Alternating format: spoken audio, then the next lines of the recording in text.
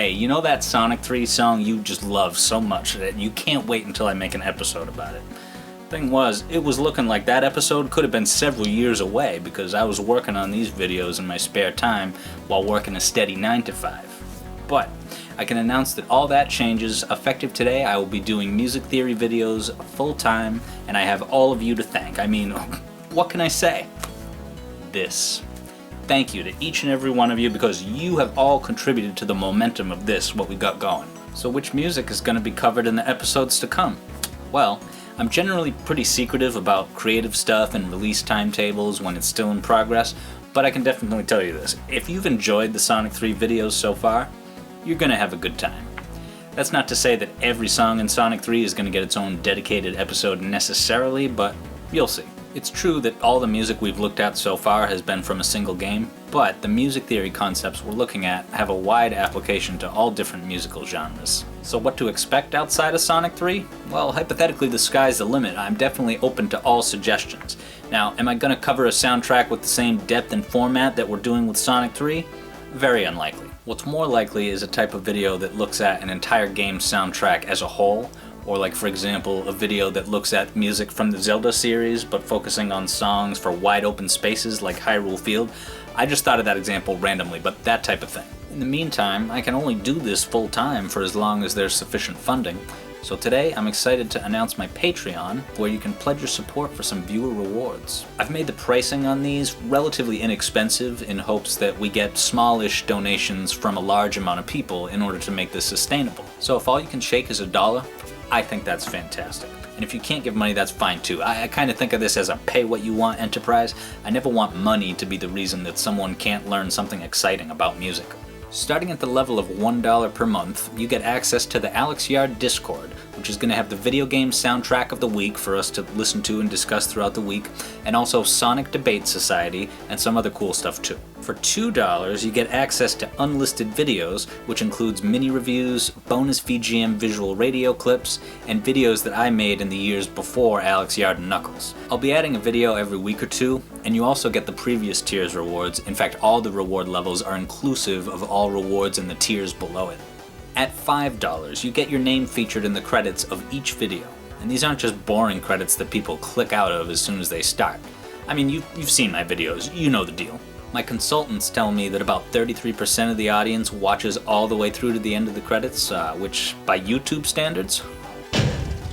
Tight! Finally, at $7, your name is entered into a monthly raffle with 4 winners each. And you might think, a raffle is a ripoff, there's no guarantee that you're gonna get something in return. Except the way it's set up is, each time you don't win, your chances in the next raffle are 2x, then 3x, and so on. This is going to ensure that there's kind of an even distribution of winners, but also the exciting possibility that you might get picked even if you're only a 1x that month. And we're going to do each raffle as a patron-only live stream hosted by me, so that'll be a fun thing to look forward to. So when you win the raffle, the prize is you can pick a character from any game to appear in the profile avatar of my new spin-off channel, Alex Yard Adventure. And you'll also get your name on the channel banner, and all of that will stay up for a week. You can pick anyone, Sans from Undertale, Madeline from Celeste, Joker from Persona. You could even pick Minecraft Sonic, or anyone else you want to ride the Eggomatic. So let's say one of your favorite games of all time is Ogre Battle 64, Person of Lordly Caliber. Well, this is an opportunity to put a character from that game in the spotlight, and everyone will know it was you that did it. Now you might think it's kinda lame to pick the avatar for this other channel instead of the main music theory channel, but the thing is, the new channel, Alex Yard Adventure, is going to have a whole bunch of cool stuff. Right now it has VGM visual radio, in which you hear the songs set to gameplay, as well as the sheet music, and then the oscilloscope wave projections a la Carpathia 808. They're not so much videos you like sit down and watch from start to finish, it's more like just something to have on while you clean your room or hang out or whatever. And I mean, music theory students could get value of it by slowing it down to a slower speed and then really looking at the shapes of the melodies to see how they work. I transcribed the sheet music myself and I'm super excited about it, and if you're only going to watch one out of the current 5 that are available, make it the Lawnmower Man. And the Alex Yard Adventure channel is going to have other things too, including videos about games, like about the games themselves instead of about the music theory, and also videos about various television programming. But not to worry, Alex Yard Adventure is not going to balloon out of control and detract from what's going on in the music theory stuff. For the foreseeable future, I foresee that Alex Yard Adventure will take up no more than 20% of my total creative output. But this new channel is still very much a main stage production. I may have another channel down the line for like quicker, low effort stuff, but for now, this is the real deal. It's super exciting to launch this community because you all have already brought so much life to this project. I read 100% of the comments on my videos, and I'll keep doing that for as long as it's feasible. So thank you, because your comments actually help me understand the music better. And getting requests is great too. It's cool to see so many different songs from Sonic 3 get requested, instead of the same one or two fan favorites. That's just a testament to how good the entire Sonic 3 soundtrack is. It's a funny thing, the Sonic community has always had this toxic reputation for bickering among fans, but that's gradually been supplanted by a community of kind people who pour themselves into all types of creative, innovative projects. Sometimes I'll check out the channels of people who comment on my videos, and the level of talent out there is astounding. It's so encouraging. I even recruited one person to do an illustration for the launch base video, and another person composed the music that you're hearing right now. It's great that we're all here, and nothing will ever take away the experiences that we've had with this game and its music.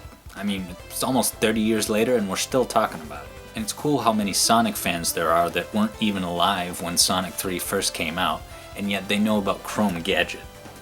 That's just so awesome, the fact that Sonic is still so alive in our global culture. And who am I in all this?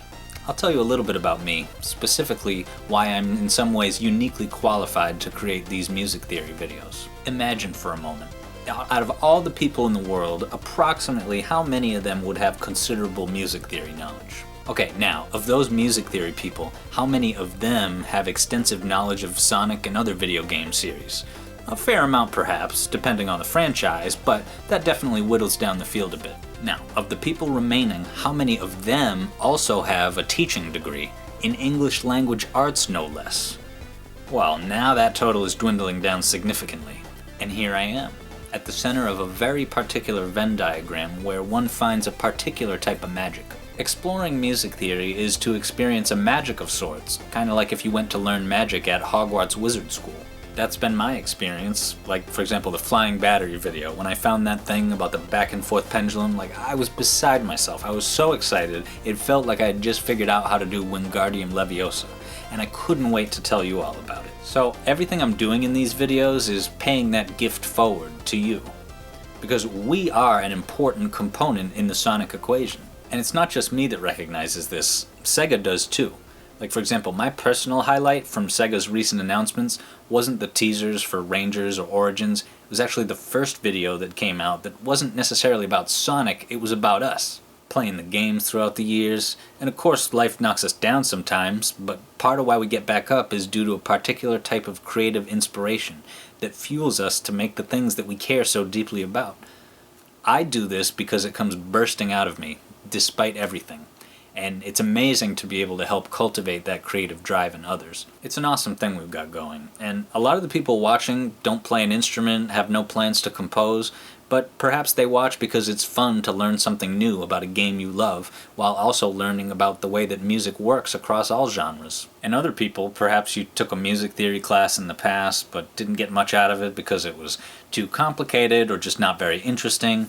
If these videos become the spark that helps your understanding click into place, and that just opens up a wide range of possibilities for your creative futures, there is nothing in the world that I would rather be doing. And it's great that we have so many international viewers, many of whom don't even speak English, but they're able to watch these videos and get something out of it because of the auto-translate captions. Like, it's incredible that the language barrier has been shattered in that way, and now we can all connect on the universal language of music. It goes to show, we live in a good timeline. And if you ever need a reminder of that, consider this. Next year, you're gonna go to a movie theater and watch Miles Tails Prower fly around on the big screen. Like, what could be better? So I look forward to meeting you and hearing about the cool stuff you've been working on. The Patreon rewards are live and ready to go. And if you hurry up, you might even be my first ever patron. Which, you know, people think it's a big deal to get the first comment on a video, so I can only imagine the amount of prestige to be had by being someone's first ever patron.